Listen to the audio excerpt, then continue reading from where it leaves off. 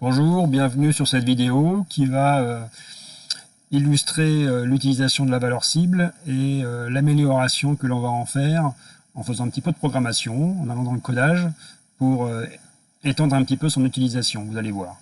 Je vous ai préparé un exercice qu'il s'agit juste donc de calculer une fonction qui dépend d'une valeur A et d'une valeur B, et on cherche à obtenir un résultat 2A plus B carré par exemple.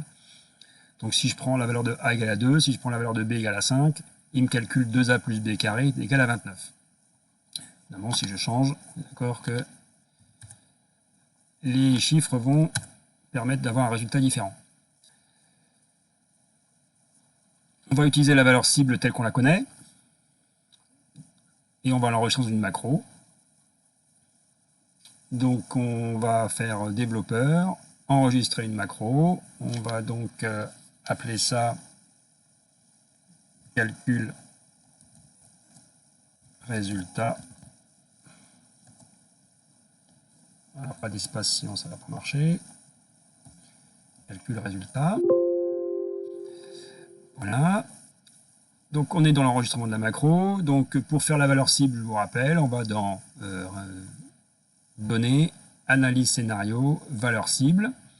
Cellule à définir, c'est l'endroit où on a notre calcul de fonction. Valeur à atteindre, imaginons par exemple que je veuille atteindre le chiffre de 50, par exemple.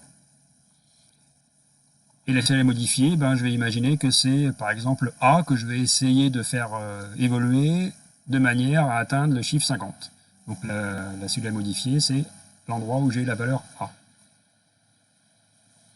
Voilà. Il me trouve la réponse. Quand j'ai A égale à 7, la fonction trouve un résultat pour 50. Donc ça c'est bien, mais ça m'oblige à chaque fois à aller chercher dans la valeur cible, la valeur fixe de mon résultat. Donc là j'arrête l'enregistrement, je vais affecter un petit bouton directement en faisant dans développeur insérer, bouton contrôle le formulaire, et je lui affecte la macro que je viens d'enregistrer et que je viens de faire avec vous. Donc si je clique sur mon bouton, ça va déclencher la valeur cible. Imaginons, donc je reviens ici, je mets une valeur de 1, je clique sur le bouton, il me retrouve la valeur de 50 avec A égale à 7. Alors l'idée, c'est que plutôt que de rentrer dans la valeur cible ou de recréer une macro à chaque fois que j'ai besoin d'une autre valeur que 50, c'est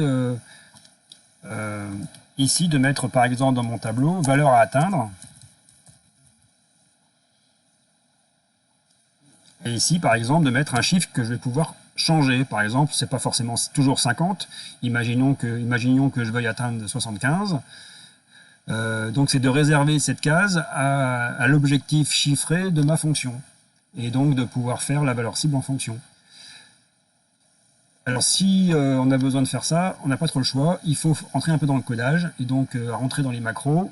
Donc si je fais un clic sur développeur, donc dans macro, que je vais faire modifier, j'ai ici donc la ligne de codage qui correspond à ma valeur cible. Donc range D10, c'est l'endroit où j'ai donc mon calcul. Goal seek goal 50, c'est l'objectif chiffré de 50. Changing cell range D5, c'est quelle est la valeur que je dois changer pour obtenir 50. Et l'idée, c'est de changer le 50.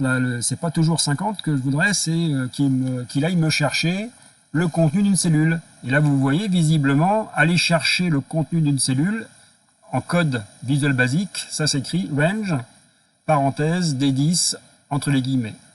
Donc c'est ça que je vais reproduire ici, range, parenthèse. Alors j'ai pas retenu la cellule dans laquelle je souhaite mettre l'objectif à atteindre. Donc là par exemple ici, moi c'est E17. Donc E17, je ferme les guillemets, je ferme les parenthèses.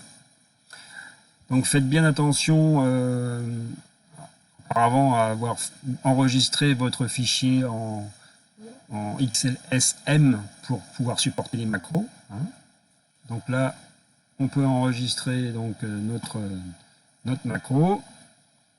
Et donc si je déclenche ici, vous voyez, 75, c'est l'objectif. Si je mets 25, je déclenche ma macro, il me cherche la valeur pour 25. Donc ça permet, vous voyez, de détourner cette valeur cible, non pas sur une valeur fixe, mais sur une valeur potentiellement variable que je peux changer de manière très simple dans une cellule. Voilà ce que vous avez à faire dans votre TP en lien avec la valeur cible améliorée et dans votre onglet optimisation. À vous de jouer, bon courage à vous.